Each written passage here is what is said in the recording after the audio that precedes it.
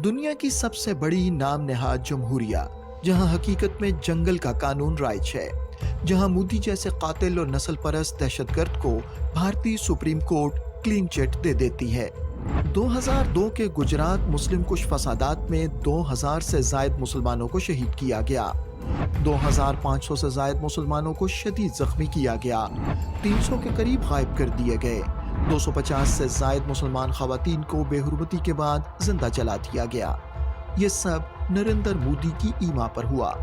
बिल्किस बानो के घर के 7 अफराद को कत्ल करने और बिल्किस बानो की इज्तमाई बेहुरमती करने वाले RSS के दरिंदों को न सिर्फ बरी कर दिया गया, बल्कि उन्हें फूलों के हार पहनाए गए और मिठाइयां बांटी गईं। लेकिन बिल्किस बानो के हक में आवाज उठाने वाली तीस्ता स्टिलवात को जेल देखना पड़ी।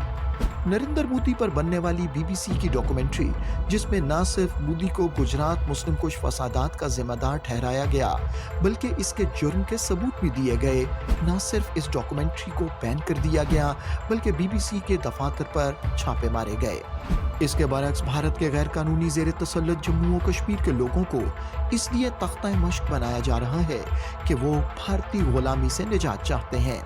कश्मीर के बहादुर आवाम को रियासती दहशतगर्दी, मनमानी गिरफ्तारियों, जिस्मानी और ज़हनी अजियतों, तस्लील, सरकारी खिदमात और जायदादों, बशमूल ज़मीनों, रिहायशी मकानात के छीनने और एक बड़ी फौजी ताकत की बर्बरियत का सामना है।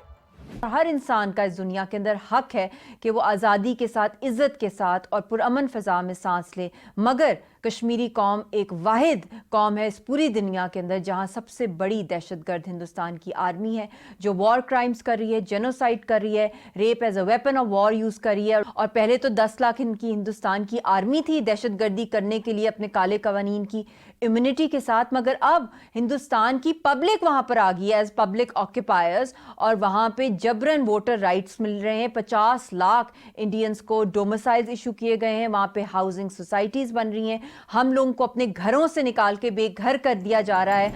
कश्मीर की सारी आज़ादी पसंद क़यादत को भारतीय हुकूमत ने भारत और कश्मीर की मुख्तलिफ जेलों में डाल दिया है। उन्हें भारत की गुलामी से आज़ादी मांगने की सजा दी जा रही है। सैयद अली गिलानी को 20 साल तक भारत और कश्मीर की मुख्तलिफ जेलों में रखा गया।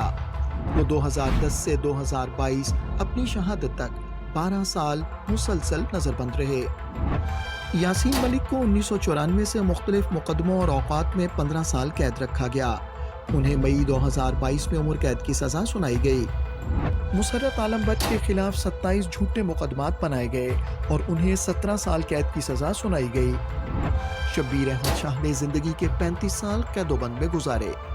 नईम खान 2017 से कैद हैं। आसिया इंद्राबी, फहमीदा सूफी, नाहिदा नसरीन, अयास अकबर, शाहिदुल इस्लाम और हजारों की तादाद में कारकुनान को भारतीय जेलों और उकूबत खानों में कैद किया गया है।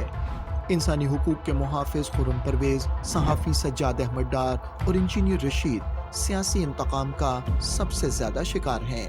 हमारी सारी जो हुर्रियत की क़यादत है, उनको जेलों के अंदर उनको टॉर्चर किया जा रहा है, उनके खिलाफ जाली मुकदमे दर्ज करके उनको सज़ाएं सुनाई दी जा रही हैं, चाहे वो यासीन साहब का केस हो, चाहे वो शबीर शाह साहब हों, आसिया अंद्राबी साहिबा हों, सईद अली गिलानी साहब को हमने खो दिया, वो शहीद हो गए हाउस अरेस्ट के अंदर, और अशरफ सहराई साहब जो एक अजीम हुर्रियत के रहनुमा को शहीद कर दिया गया जम्मू की जेल के अंदर, उनको जहर दे दिया गया। कश्मीर के बहादुर अवाम एक बड़ी फौज के कहर का सामना कर रहे हैं, ताहम वो लगन, साबित कदमी और मिसाली जोशो जज्बे के साथ भारतीय मजालिम का मुकाबला कर रहे हैं। कश्मीरियों के लिए भारतीय हुकूमत और अदलिया के इंसाफ का मयार ये है कि आलमी सतह पर तस्लीम शुदा मसला कश्मीर पर अक़वाम मुत्तहिदा की करारदादों को नज़रअंदाज करते हुए भारतीय अदालत आलिया ने आर्टिकल 370 की मनसूखी के मोदी हुकूमत के गैर कानूनी और गैर आईनी फैसले की तौसीक कर दी और कश्मीरियों के रहते सहते हुकूक को भी गस्ब कर डाला।